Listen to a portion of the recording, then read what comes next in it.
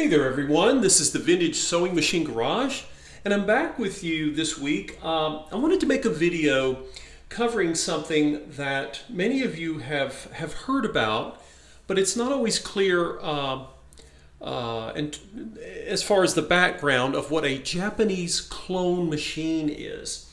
And I recently procured this machine that you see. What you're looking at, of course, is its carrying case. This is the box it came in. And if you look at it, you will see a shade of turquoise. More on the green side of turquoise than the blue side. And the name, the brand name, is Planet.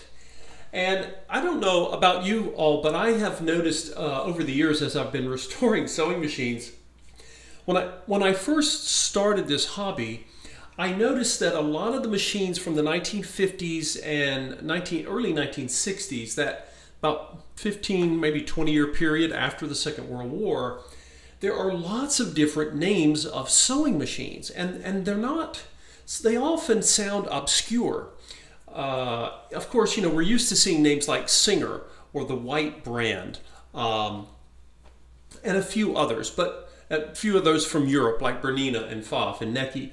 But then again, you'll see these brands that don't make a lot of sense. It's like, what, you know, Planet, I've never heard of that brand. I recently did a video on the Windsor Japanese clone machine, and most people have never heard of that brand either. Sometimes, on occasions, it might be a little more obvious because many of the Japanese clones were made as private label machines for department store chains. And if it said Macy's on it, that would be kind of an obvious one. But it's not always obvious because there are a lot of department store chains in North America, at least, that have long since gone out of business. You know, they were historically important, particularly on a regional basis in North America, but many of them are gone, and they've been gone so long, there are a lot of us who don't even recognize their names, or maybe we didn't live in an area.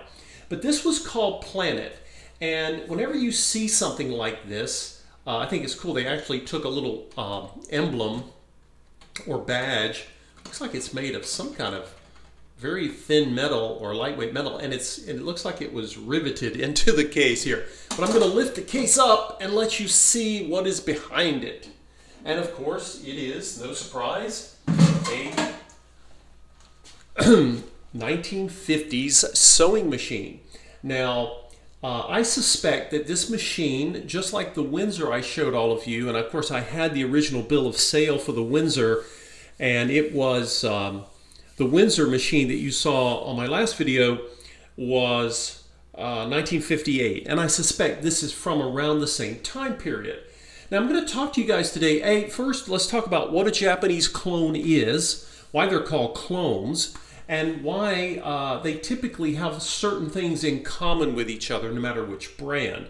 And it'll make sense when you realize that the number of companies making machines was not nearly as large as the number of labels and brands. So imagine that you are a retailer. Let's say, you know, the Second World War ends and there is a huge demand for home products because a lot of people couldn't buy things like sewing machines during the Second World War. Everything was in short supply. You know, you couldn't get gasoline, you couldn't get tires. So there's, not necessarily in Europe right away, but in North America, there's a massive demand for consumer products when the war ends. And so they're trying to sort of stabilize Japan, which at that time is referred to as occupied Japan, because the US military and some of its allies are occupying Japan until Japan can be stabilized as a country, and then of course it gets its sovereignty back. In that interim, the US government is trying to find ways to stimulate the Japanese economy, which has been decimated because of all the wartime damage, and they encourage some of the industrial centers in Japan to start making sewing machines. Now, a lot of the patents, as many of you may or may not know, a patent can only last so long. And the Singer company, like all other manufacturing companies, had patents on their design. Well, eventually they would expire. And once a patent has expired, it's basically open to anyone who wants to use it, unless it's renewed for some reason. And so the patents for some of the Singer machines and some of the Italian Necchi machines had expired, and the Japanese were looking for something to build. Now, one of the things that happens in the 1950s is that you have a consolidation that has gone on even before the Second World War in the sewing machine industry. And so in the United States, for example, or in North America, you have Singer, which is still a massive enterprise making lots of sewing machines, and you have sewing machines made by the White Sewing Machine Company for Sears and Roebuck. And those two brands are massive. I mean, they control a huge percentage of the market, but then you have the small European companies that are trying to get into the American market, trying to help meet the demand. And then you have retailers who want to be in that business too, because there's a big audience for these things. And so what happens is they start looking for companies that can make sewing machines for them at lower prices. And they go to Japan. And remember, at this time, unlike today, labor rates in Japan are very low. So Japan is a country where a lot of manufacturers are outsourcing. Today we think of China and other countries in Asia where companies outsource production. Well, back then, Japan was one of the first countries where they outsourced, and they could take expired patents and begin building sewing machines. So I'm going to give you an example of the names of some of these companies, and this is not an exhaustive list, but there were companies, some of them are going to be familiar to you and some will not. There was a company called Soryu, S-O-R-Y-U, Marusen, and then there were other companies such as Janome and Brother, which many of you will recognize today because those brands are still sold today. Those are still sewing machine brands. And then there was even Toyota, which we associate with cars. But Toyota was, and may still be, in the sewing machine making business. I don't know. But the point here is you have at least a half dozen companies in Japan making sewing machines. But the number of brands and labels is way more than that. So a lot of us, when we see these, we think, wow, there must have been dozens and dozens of companies in the world making sewing machines, but there weren't. Actually, there were probably a good 6 manufacturers in Japan spitting out machines, and a lot of times what they would do is they would take patents, they would create a design, and then in order to differentiate it for different brands, if you're a retailer, let's say you are Wanamaker's, which was a department store in Philadelphia, or Macy's in New York. There were many department store chains. I'm just tossing out just a few there. They would have gone and said, hey, we want a machine, but we want our name on it. Okay? And so if you were a department store chain, if you were a sewing machine retail distributor, such as the Atlas Company, some of you can go back and look at my videos on those really cool pink colored 1950s Atlas machines, many of which were made by Brother.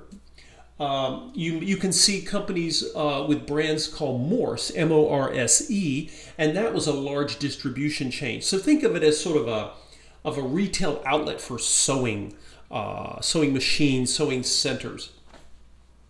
In any case, the companies in Japan would create a design, and because they had so many different customers who wanted their own versions to sell, they would change certain things, but they would keep certain things. I'm going to show this to you guys. So, for example, I'm going to tilt this toward all of you because I want you to see the top of this machine. Notice how the top, in the darker color here, it sort of tapers as you move toward the hand wheel.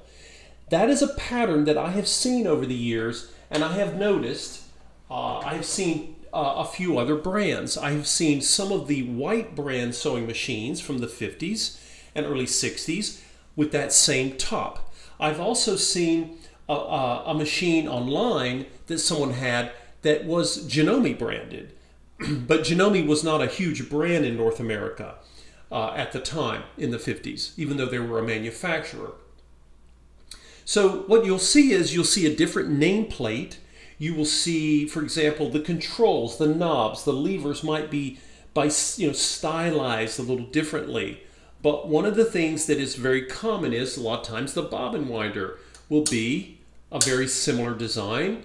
So will the hand wheel. Take a look at the tension assembly knob up top here, guys. Let me zoom in here and you can get a little close-up view. That tension assembly knob is a carbon copy of the same knob that I have seen on some of the white brand sewing machines and a few others. I think one of my videos shows a machine that was also made by Janome called the Federal, because Federal was a chain of department stores. I think it was somewhere in the Michigan part of the country in the US. So again, you will see certain things that give it away. There are certain clues. So they weren't going to totally recast everything on a sewing machine to create a new brand, but they had to do just enough to make it different enough that whoever the distributor was for Planet felt like, okay, we have something that looks different enough that we can sell. This particular one says, and here's a little clue down here on this plate, it says sold and serviced by Elna Sewing Centers. Now that's kind of curious, isn't it? Why would an Elna dealer, Elna's were a brand made in Switzerland, and they also distributed Necchi, because remember Elna, little Swiss and Italian sewing machine makers, they were small and they had to kind of pool their resources and kind of share things like distribution and for parts, and sales centers, because it made sense for them to, as little companies, to kind of partner up together to compete against the big boys like Singer and White. So that is another clue. It's like, oh, if you wanted to buy one of these, where was Planet sold? Where it was sold there. And this here says Right Line Stores, Service, Rentals, and Sales. And it's even got East Hastings. It looks like that's the address. And I'd have to do a little more research to find out where that was. That looks like probably either the actual dealer that was the Elna dealer in the town, very possibly. But something else to note here, colors would change. So the white brand version of this machine would have been, I've done a turquoise, but it's a more blue, more of a baby bluish turquoise color. This one's more green. So again, they were trying to give the appearance of a different brand, even though technically they weren't. The nose of the machine, where you see the little switch for the light, is very familiar, okay? So you'll see commonalities if you look at enough of these. I tell you what, if you went online and you Googled images, you can use Google, you can go to Pinterest or many different places and put in Japanese vintage sewing machine or vintage sewing machine made in Japan. You will pull up enough of those pictures and you'll start to see family resemblance. So if this was the white brand, they may have put a different shape piece here that they attached. And instead of, for example, here's the stitch length. This is a straight stitch machine. You can adjust the stitch length. And here you do it with sort of a pendulum motion. Others, you would do it, with a vertical motion. So they would make these little tiny adjustments. But there are so many things in common with these machines. But one of the great things that is common is that they are built really well. I have found that made in Japan sewing machines from the 50s and early 60s are heirloom quality machines. Are there any differences between these and the Singer 15 class that they were modeled on? The primary things that I have noticed is that sometimes, and I'm being very nitpicky here because again, I got this machine. I think it's worthy of a full restoration. Any of you who have these machines, you know how well made they are. They're beautifully made. Before the Japanese started making high quality cars, they were making high quality sewing machines.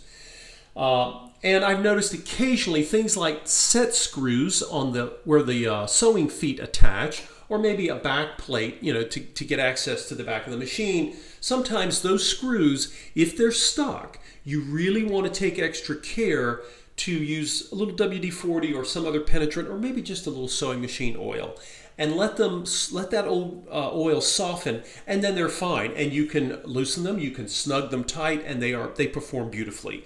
I have noticed that in vintage Singer machines, the steel was a little harder and higher quality. But again, that's not a reason to pick one machine over the other. That's more of a restoration, a machine restorer's trick. Just make sure that you are aware of that. But for those of you who would take these machines to sew with them, you're not going to notice any difference in quality, truly. And this was really how competitive Japanese companies were. So, since the companies in Japan, such as Brother and Janome, those are very big brands in sewing machines today. But right after the Second World War, they started making machines, but they didn't sell many with their own names. There were a few. I've seen pink Brother machines before that were carbon copies of the Atlas machines they were also making. And I've seen Janome machines with this same construction, because this is a Janome made machine, the one that says Planet. There was no Planet sewing machine manufacturer. It was made by Janome. But why did they do this?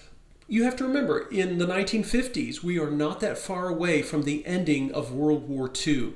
And things that were made in Japan initially had horrible reputations for bad quality. And so a lot of people were very weary of buying something if it had a Japanese name. Now, the name Brother is not Japanese, but Janome is. Soryu, Juki, these names of Marusen, people would have immediately picked up on those as being Japanese brands, and they would have steered clear of them, largely because of the perception based in a lot of reality that early Japanese manufactured items were built to very low standards at that time.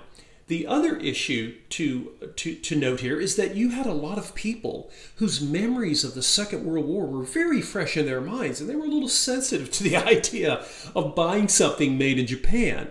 For many of us, we can't even conceive of this, because most of us we didn't live through that time.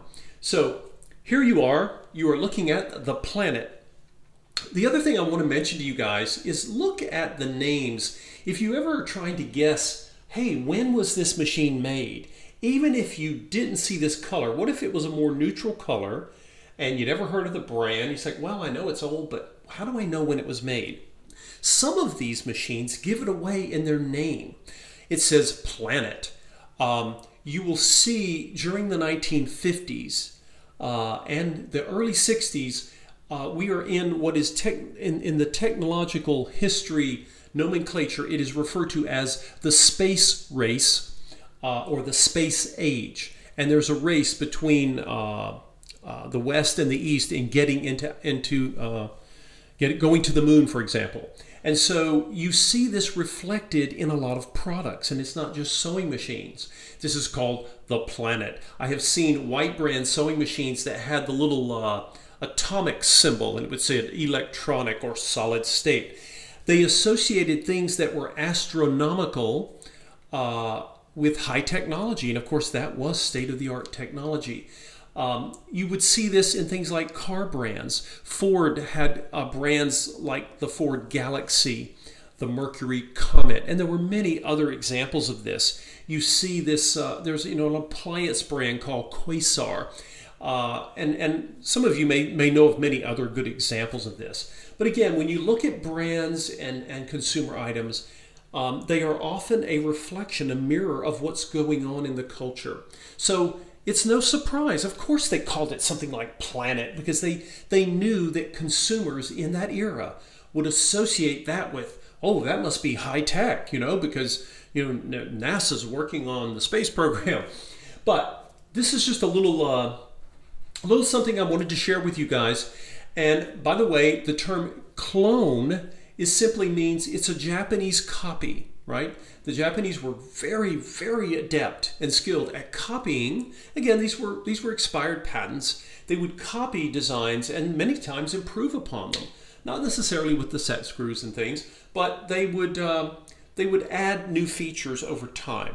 They would take Italian zigzag patents that had expired, such as Necchi's patents, and they would kind of update those as well. And they created some incredible machines. And so you can find people, there are online groups and clubs of people who love these machines. Now, if you guys remember, on the Windsor machine had a manual. If you ever get a Japanese clone, if you are fortunate to have the original manual, or let's say you have a box of attachments, very often it won't say Planet on it. It'll simply say sewing machine manual. It's just generic. And then even the box will say sewing accessories, but it won't have a brand. If you bought a Singer or a White or a Kenmore, they always had the brand. Now, Kenmore sourced its machines heavily in Japan as well, but Sears was such a massive customer for these companies. Sears could pretty much tell you what they wanted, and you said, yes, we will do it. And so Sears was unique in that way. But a lot of your department store chains, they didn't have that kind of clout. And so they got a badge, right, with their name, Planet, Federal, Atlas, whatever the retail outlet's name was, Macy's. Companies like Hudson Bay in Canada and Eaton's.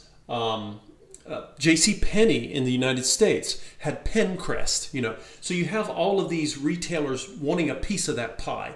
And this is what they would do. They would have their name put on. But if you ever get one of these and the manual doesn't have the brand, that's normal. Because the Japanese manufacturers, they might have an order from Planet and say, we need 200 machines this year. Well, they weren't going to print a separate manual with the name Planet on it. Yes, they did it for Kenmore. They would do it, and of course Singer and White had their own printed. But if you were making clone machines in Japan, you might have 15 different customers who wanted their own style, but you had the same manual. So if you ever see a sewing machine manual, maybe you're missing one, and you don't have it for this machine. The Planet, I don't have the manual, but I don't really need one for this particular machine. But if you want one, you can look to machines like the Windsor that I showed last week. And if you get a generic manual and the machine looks very similar, it's probably going to suit you just fine. And so you may not find a manual that says Planet. You might on Etsy or eBay or on a vintage site. But more often, the original manual wouldn't have said that anyway. It would have just said manual, and it might give you a model number. So anyway, those are some of the things I wanted to share with all of you about Japanese clones. You rarely, if ever, see them with drop-in bobbins. They're almost always, as this one is, class 15. This machine takes class 15. I have tangled bobbins here with thread. Class 15 bobbins, right?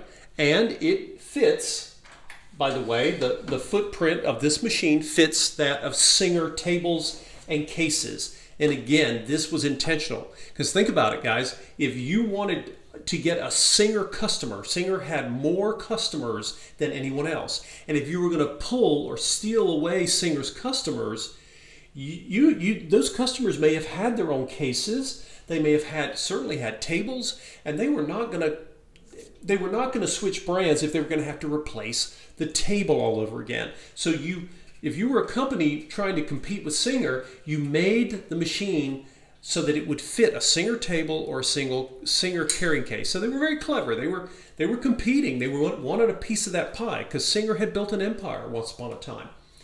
But anyway, these machines, guys, are fun. You don't typically have to give very much for them, but don't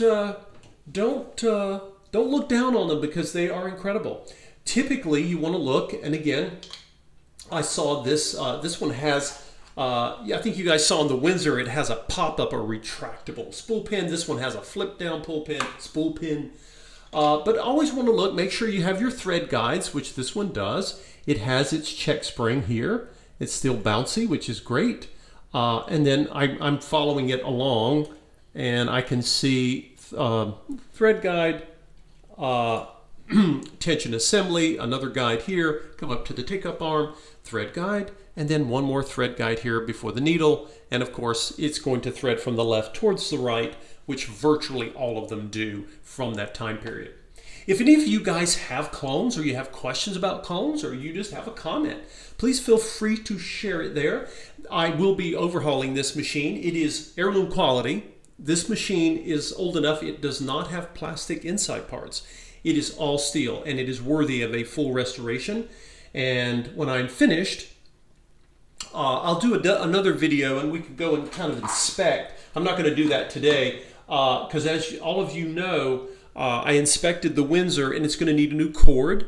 But the cool thing about this is these machines were made over, what is it now? Almost 65, 70 years ago.